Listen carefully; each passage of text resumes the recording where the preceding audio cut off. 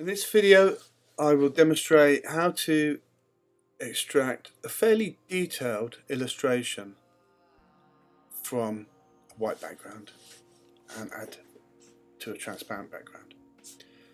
So once again, bring up Bridge. We can see the image here, which is a scan that I wish to use.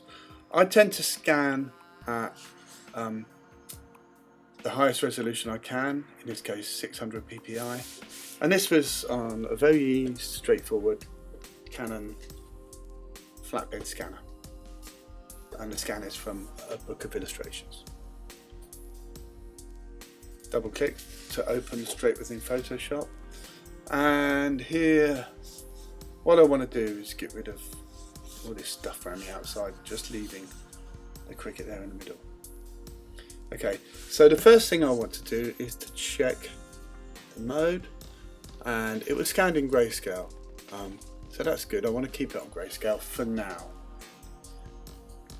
So I double click on the background to unlock it, and I'm going to keep the color none or transparent. Okay, so now what I'm going to do is duplicate this layer,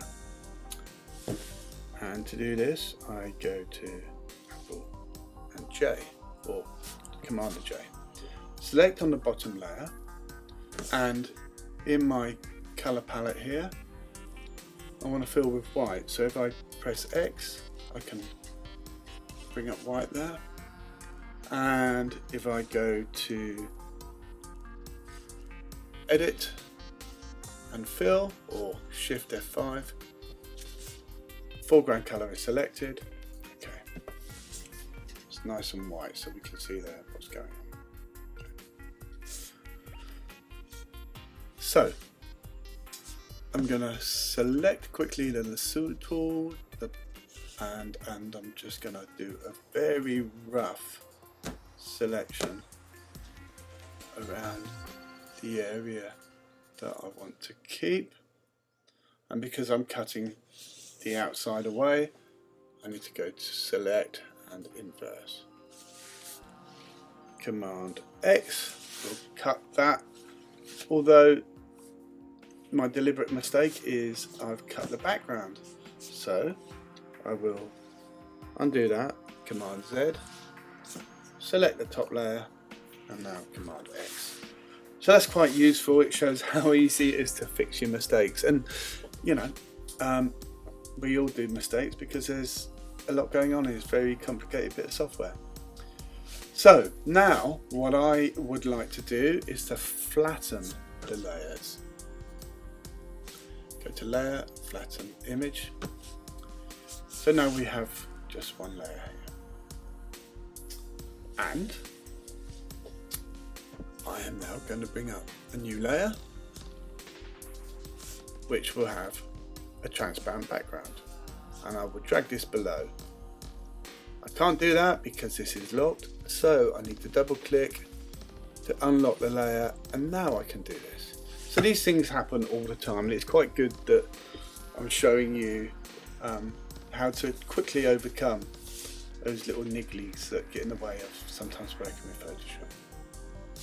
Okay, so select the top layer, Command L to bring up the levels, drag the white slider in a bit to make the background a bit whiter, not too much, pull in the black slider from the right to make the black marks a bit darker, and you can see, you know, that you can basically experiment with this to get the results that best suit your requirements.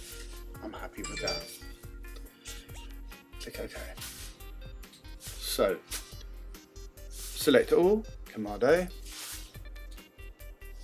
and cut, Command X. Go to the Quick Mask tool. This layer will be highlighted in red, and Command V to paste. Uncheck the Quick Mask tool, and we now have our selection. Now, if I press X, bring up black. If I now fill this, Shift F5, it's going to fill the negative space, which is what we don't want.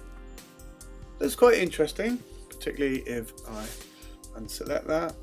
And some of you may think, oh, okay, there's something I can do with that.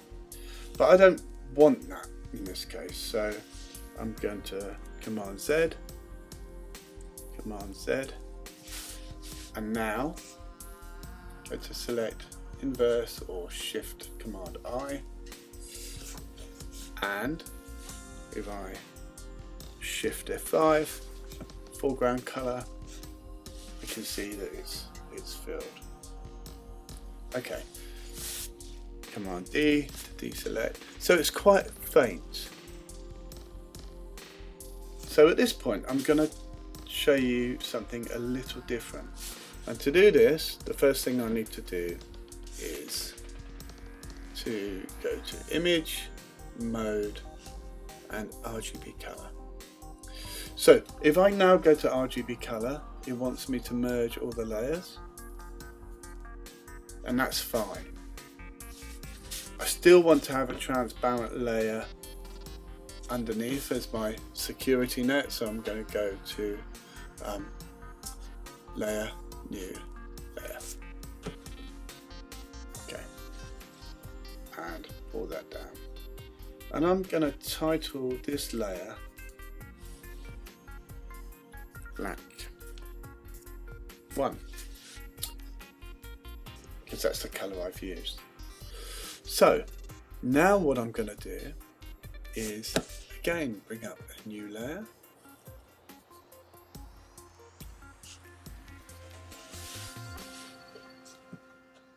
okay, this will stay on top. I bring up the selection, Command Shift D to reselect.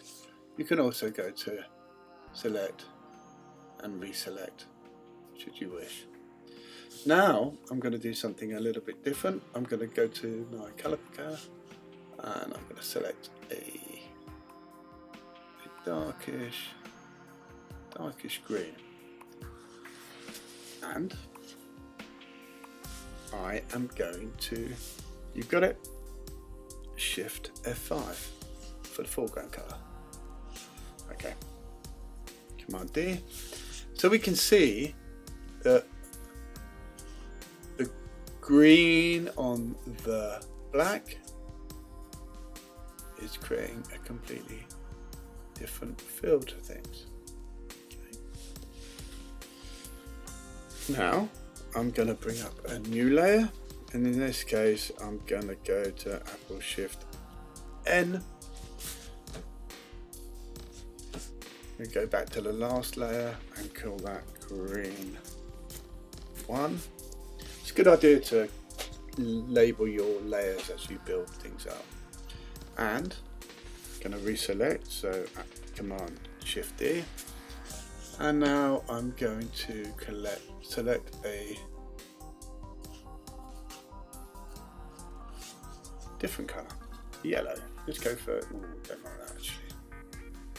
Something a bit more, that's some mustard. Shift F5. Okay. So again, if I Command D, we can see that we're building up the layers for slightly different colour and they're blending into each other a little. So this, if I show you here, is what's going on. Okay. Because all of these are aligned, this means that the build-up of the layers is quite accurate. What you can do, though, is if you wanted to play around a little bit, quite simply, about the way this is looking with the colours, if you go to the opacity on each layer, I can maybe there bring back a bit of the green and maybe, you know, a bit of the black to add a tin. So if I was happy with that, and I wanted to work with this and add it to a collage, I can now go to the layers,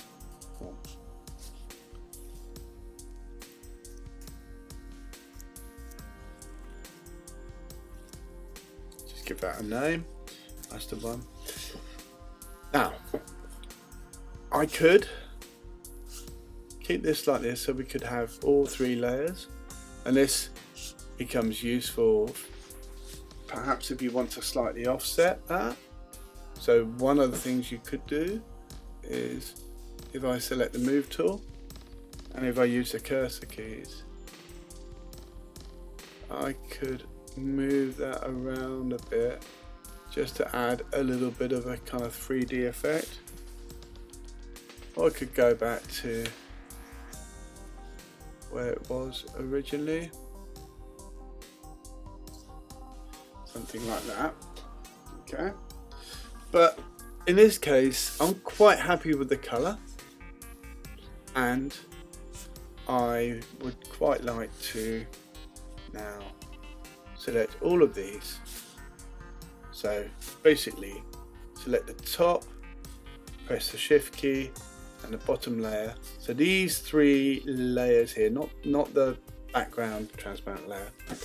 And I will go to layer, merge layers, and these are now merged onto one layer, and I can quite happily